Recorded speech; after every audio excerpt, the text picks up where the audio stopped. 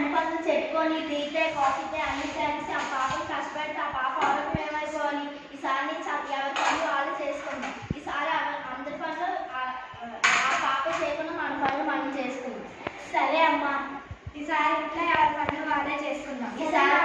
ఈసారి అందరూ నీకు హెల్ప్ చేస్తారమ్మా. సరే, నేను కూడా నీకు వంటలో హెల్ప్ చేస్తాను. సరే అండి, ఈసారి మా పని మేమే చేసుకుంటామమ్మా. సరే పిల్లలు.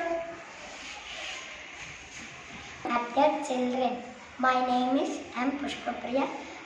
I am studying 6th grade. I am acted as mother. My name is K. Roshni. I am studying in 6th grade. I am acted children. My name is R. Jahnavi. I am studying in 6th grade. I am acted as father. My name is B. Varshini. I am 6th grade. I am